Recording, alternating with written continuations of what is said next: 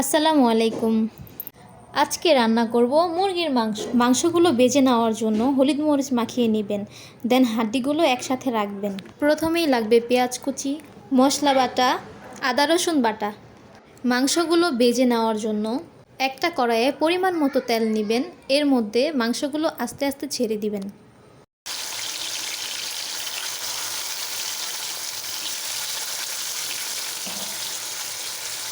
বেজে নেওয়া হয়ে গেলে মাংসগুলো উঠিয়ে নেবেন। তারপর কড়াইয়ের মধ্যে কেটে নেওয়া পেঁয়াজগুলো দিয়ে দিবেন। পেঁয়াজগুলো ভাজা হয়ে গেলে পরিমাণ মতো মরিচের গুঁড়ো, হলুদের গুঁড়ো দিয়ে দিবেন। এরপর একটু নাড়াচাড়া দিয়ে নেবেন, হলুদের গুঁড়ো আর মরিচের গুঁড়ো যেন না পুড়ে। তারপর আদা রসুন বাটা পরিমাণ মতো দিয়ে নেবেন। এরপর একটু নাড়াচাড়া দিয়ে অল্প একটু পানি দিয়ে নেবেন। পানি মিশানো হয়ে গেলে কিছুক্ষণ এভাবেই রেখে দিবেন। রান্না করার সময় সব দিকে খেয়াল রাখতে হবে কিছু বাকি আছে কিনা দেওয়ার মতো। এখানে লবণ দেওয়া হয়নি, তাই লবণ দিয়ে নিলাম পরিমাণ মতো। দিয়ে দিলাম মশলা বাটা।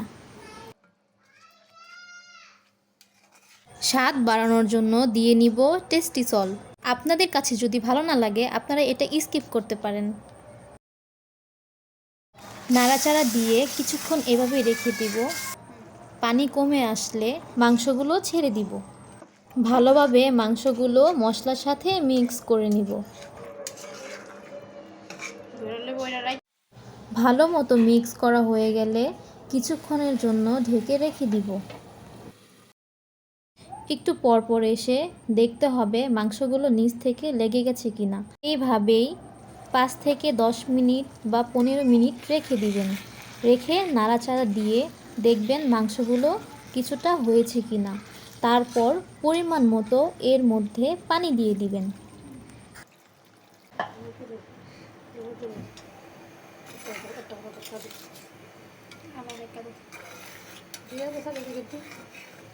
পানি দেওয়ার পর কিছুক্ষণের জন্য ঢেকে দিবেন।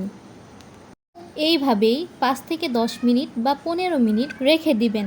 যখনই মাংসটা হয়ে যাবে তখনই অল্প পরিমাণের জিরার গুঁড়ো দিয়ে দিবেন।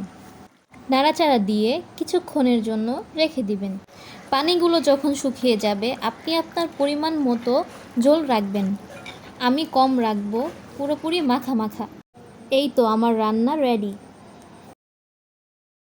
আপনাদের কাছে যদি আমার ভিডিওটা ভালো লেগে থাকে অবশ্যই শেয়ার, লাইক, কমেন্ট করে যাবেন।